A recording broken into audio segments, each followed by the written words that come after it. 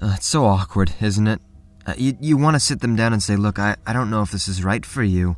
I know you thought things were going well when you shot me and you saw me reaching for my stim pack, but I need you to understand that you were never going to kill me. Okay, and I'm sorry, those anglers from Far Harbor, that was a different story. Those were a real challenge, but I'm afraid to say I don't think you're going to make such a good bad guy. And it's not an easy conversation to have, it really isn't. It's uncomfortable, but just getting that dialogue started is really what's important. And I had a few of them since coming to Boston, so I thought I'd highlight them here. Now I will be listing 5 failed villains in Fallout 4. Let's get into it. Starting off with number 5, we have the 2 raiders at the entrance of the combat zone. There's a sign that calls them rule breakers. That's why they're being punished. On the wall behind them you can read the rules, and those are: number 1, no fighting outside the cage. Number 2, don't try to come in if you have no caps. And number 3, no begging or loitering. So yeah, both of them did at least one or more of these things. Probably number 1, getting into a fight, because even tied up they were talking smack at me, egging me on. It's like, you're asking to get hit. Of course I hacked the terminal to open the door and then do exactly that, but I was thinking, just after a few punches, I was going to just, waste them with my scar. Turns out there's a lead pipe on the counter right beside them. Oh, what a horrible coincidence. And standing over them with it, it's sad. You've never seen raiders so hopeless and humiliated. Actually, I'm really rubbing it in because you see the guy on the left? I looked at his hands, right? He doesn't even have anything holding them together. Dude must have found a way to slip them off. Good, he was probably going to look for a way out of this room before you walked in and decided to kill them 25 different ways. What? Oh, I didn't mean for you to hear that. Yeah. Beating them to death with a lead pipe, throwing Molotov cocktails at them, spraying and praying with that new scar of yours, taking out the kneecaps one by one, sending them into icy eruption. Yeah, it's been a good time. Yeah, see, this is why you need to follow the rules, huh? Only after will you then know when to break them. I'm begging for this fight!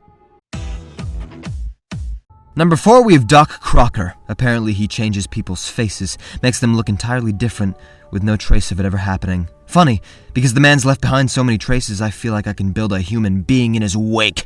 You see, it all starts when you go to Earl Sterling's house, the man who's been missing. He started all of this. And something disturbing happens there. Not so much an action, but an idea. I was a house inside of another house. I was a human in a house looking for another human inside of his house. But with the absence of that other man, I was just a human inside of 2 houses at once, looking for nothing. Good God, why should they mock poor fellows thus? Native graves their bodies shall no doubt find. Right here in Diamond City the bones lie. Blood, doctor, son, coming from your cellar. Seriously, how has no one noticed this? The guards, you can't smell the stench of rot? He gives you the key, you go down into the cellar, and there you've traced the untraceable. It is Doc Crocker trying to cover up for the man that he killed during a failed attempt at facial reconstruction. No, maybe he isn't a villain at heart. Maybe he just had an accident, like we all do every once in a while. One accident that he knew would ruin his life forever. But I'm sorry, Doc, you can't get away with this. You tell him to turn himself in, and it's at that moment that he strikes, but not you, himself, injecting him with a lethal dose of poison. His body immediately falls to the floor. Dead. So close he had come to covering up his mistake, like an etch-a-sketch that's just been shaken by a small child. The one inside his house, inside of another house, inside of another house, inside of another house, inside of another house, inside of another house, inside of another house. Inside of another house is where you'll find number 3, a house of robots, that is, at Hester's Consumer Robotics. They don't seem to be hostile, just there on display, but let's not take our chances. You still sneak into the back workshop, but you end up stopping halfway through the door. A sentry bot, overlooked by an Assaultron, as well as 2 other Protectrons, lies dormant, just waiting to be woken. The slightest sound could set them off, so let's be as quiet as we can. Whatever we do, we don't want to wake them.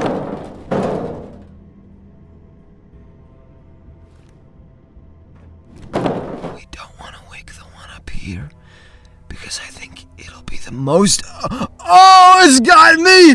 It's poking my nipples! No! Begone, thought! And your friends, too. So you do. You kill them, and they were worthy adversaries, certainly. I won't judge that, but what about that sentry bot? Down there, he never joined in. Was he trying to play dead? That says there's life in him yet, so what's the deal? How'd you get butterflies, punk? Oh, you can't You don't feel that, can you? Because you're a robot. I didn't mean to rub it in. Well, he's not giving us a straight answer, so we've got to beat it out of him. You remember that lead pipe that we used earlier? You take that and you give him a smack on the ass, and that's all it takes for him to spontaneously combust. Spontaneous robot combustion.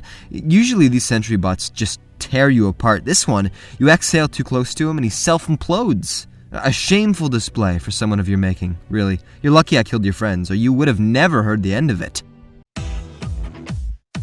Number 2, we have Eddie Winter, Boston's notorious crime boss. He almost didn't make the list. He almost got away with all the murder and the robbery and the extortion and the threats. 200 years he's been living as a ghoul. Sure, he'd be able to wait out all of his crimes, but eventually those catch up to a man, no matter what. You collect his holotapes, you crack the code, and you find out he's underneath the Andrew Station. Good. You and Nick find a secret bunker, you open it, and you can literally hear his surprise. Yep. That's right, Eddie. You see this face next to me? Does it look familiar? Get a good look. Get a good look. Does the name Nick Valentine ring a bell? Fiancé to a Ms. Jennifer Lands. Ah, it's then the wires connect. Oh, he remembers. Pretty girl, he calls her. Says it was a shame that he had to put a bullet in her. And that's when we snapped. I could already see Nick raising his rifle when I swung for his back, breaking it with that lead pipe. Gosh, hit him so hard his body exploded into 10, each for a lifetime that he should have served. Maybe he was too quick, but it wasn't any less sweet. 2 centuries this scumbag spent thinking he got away, thinking he won, only to find out it was for nothing. And I made sure to use up all of the ammunition, in that gun of his, because Eddie's piece had totally run out. And number 1, we've all the gunners trapped inside of Hallucigen Incorporated. So it's not just one person who took the prize, it's a whole group of them. I mean, literally everyone in here has gone insane.